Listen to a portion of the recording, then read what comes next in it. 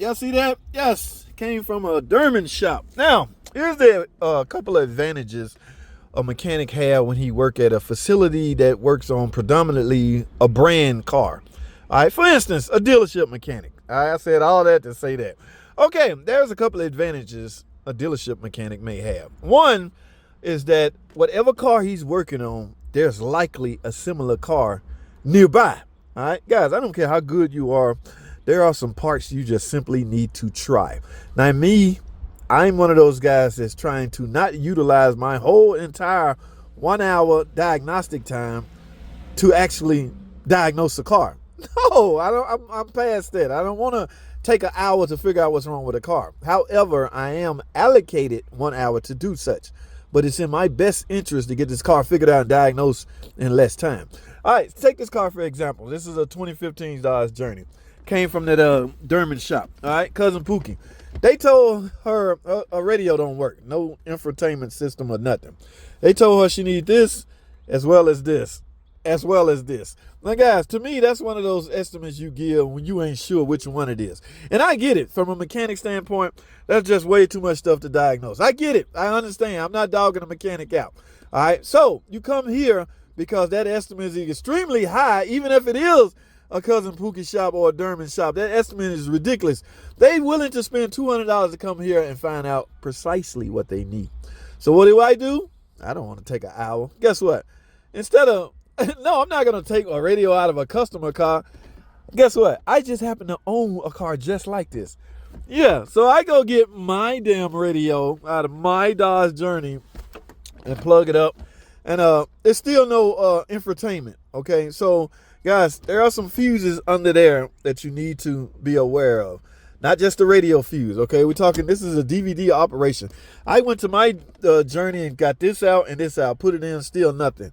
All right, so yeah, okay, go to the fuse box. That's what they should have did. I'm thinking the basic stuff they already covered. Why would you give an estimate on all this shit if you don't check the basics? That's what bothers me about those Derman shops. Okay, yeah, okay, check the basic at least. Fuse is as basic as you can get. But be careful when dealing with a fuse. Now, I got my infotainment system back. That is simply because, where's it at? Here it comes. All right. That is simply because, theft mode. Guys, you just can't swap out a radio, okay? Your radio has to be, all right, it has a code. I had to get you just can't, I just can't take my radio here and put it in here and start working. Those days are long gone. Everything is security dependent now, all right? There's some type of theft on radios, keys, everything. So y'all see those fuses down there? All right, a couple of them was blown. Be careful with blown fuses because they only tell you symptoms, all right? Replacing a fuse is not a freaking fix. Please get out of the habit of thinking that, all right? But I will say this, after installing a new fuse, guys, and doing some wiggle, moving around. Remember, if a fuse blown, there's a short circuit somewhere. Something popped this fuse. Excessive, this is a 20 amp. So let's say a 25 amp circuitry went through this circuit and popped this fuse. It exceeded the protection device, which is 20 amps. All right, so, and it popped. All right, that is a problem. That is, this is not, replacing this is not a fix. So I haven't fixed anything. I just found out where I need to be. So what I need to tell this customer, because again, there's no there's no shorts I can find right now. All right, so I got to find a creative way, number one, to justify getting paid. I'm getting my hour diag anyway. But no, I'm going to ease her pain and her day and tell her she don't need all of this, because with my spare, it's not my spare, it's my radio out of my car, everything working. However, the fuse was blown. So I don't know. I got to find a creative way to explain it. I'm just telling you guys, there's a couple advantages you may have working at a place with similar vehicles around it. There have been plenty of times I had to go to another car and do this and do that. That's not advisable. However, be careful what you do.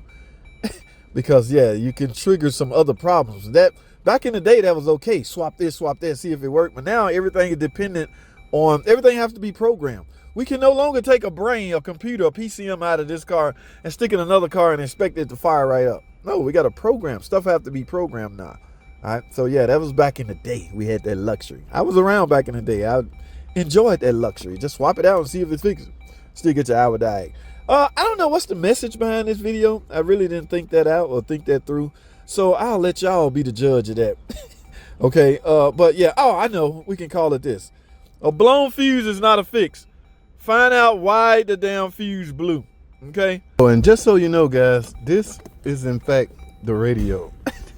This is nothing more than a screen. Okay? I had to squeeze that into this video so y'all won't get it confused. Basically, the radio functions yeah, it's nothing more than a screen, all right? Yeah, we'll go from there. How's that? All right, guys, I gotta go. Thanks for watching.